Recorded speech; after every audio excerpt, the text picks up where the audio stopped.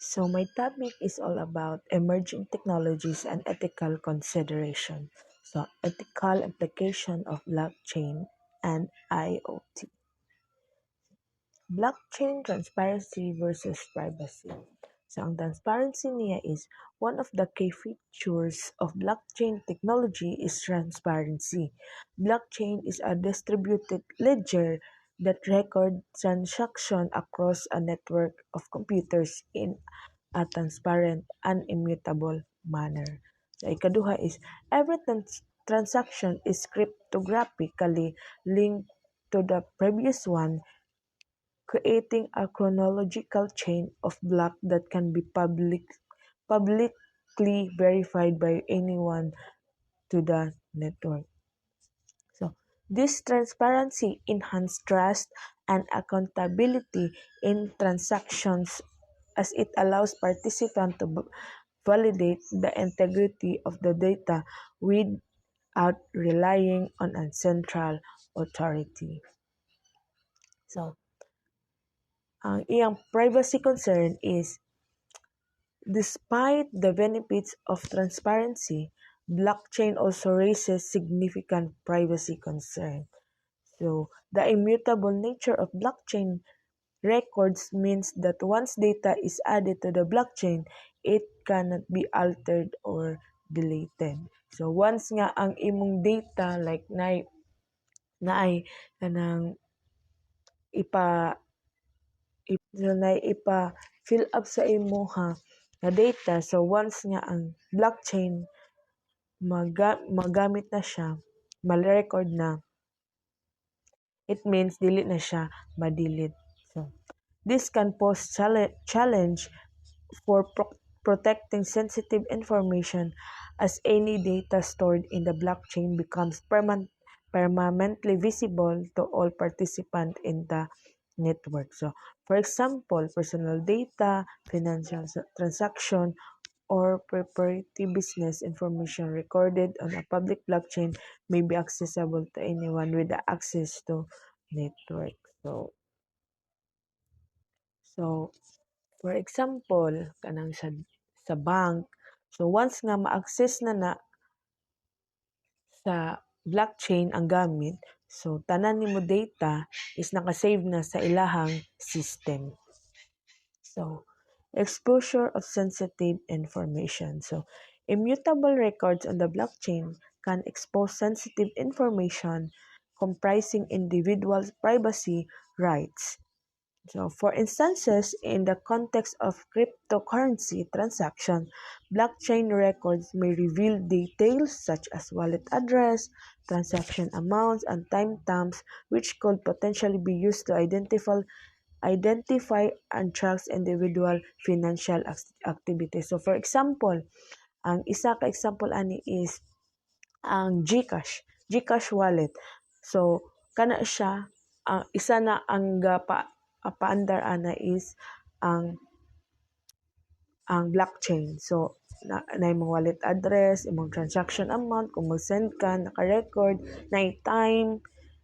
So, ma-track nimo kung pila na imo, kinsay nag-send. So, similarly, in supply chain management, blockchain records may disclose confidential information about products, origin, manufacturing process, or business relation, posing risk to commercial competitiveness and intellectual properties.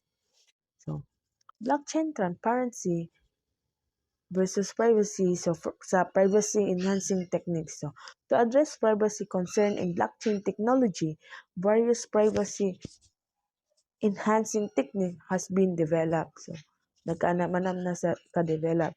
For example, privacy-focused cryptocurrency like Monero and Zcash employ cryptographic techniques such as ring signature and CK snarks to obfuscate transaction details and ensure anonymity for users. So, additionally, privacy preserving smart contracts and off-chain solution enables selective disclosure of sensitive information while maintaining data confidentially on the blockchain. So, bisan patuod og makita ang imong data, so ang blockchain naga-maintain gihapon siya og confidentially. So dili basta-basta makuha imong data or dili basta-basta ma-access ang imong data.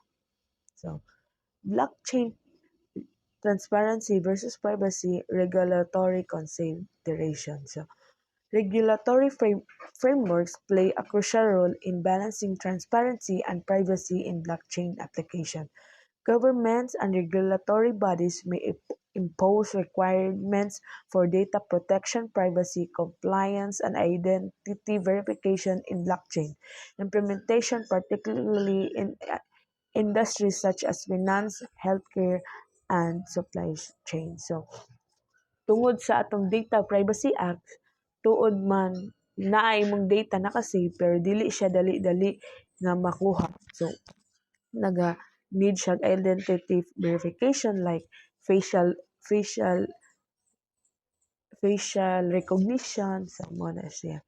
Compliance with privacy regulations such as the European Union General Data Protection Regulation or GDPR or the California Consumer Privacy Act or CCPA is essential to ensure that blockchain applications adhere to privacy principle and respect individual rights. So, gina-ensure sa blockchain application that ang privacy and principle is and respect individual rights. So, gina-respect gihapon ang atong individual rights. So, kung dili ka gusto nga ihatag imong information, so, gina-respect na nila. So, user consent and control. So, user consent and control empowering users with control over their data and providing mechanism for informed consent are fundamental principles in addressing privacy concerns in blockchain applications. So, users should have the ability to manage their privacy preferences, control access to their data, and exercise rights such as data portable and ensure. So, ang user po, napod siya ability nga ma-manage ang iyang privacy preferences. Kanang bitang i-allow nimo tanan like ang imong contacts, ang imong image, so ikaw napod kay ability nga ikaw ang mo-manage ana. By prioritizing users' privacy and data sovereignty, blockchain application can enhance trust, foster adoption, and promotion responsibility data stewardship. So, moto siya nga ang blockchain is mo na siya ang ga-control mo na ang maga-save sa imong data. So,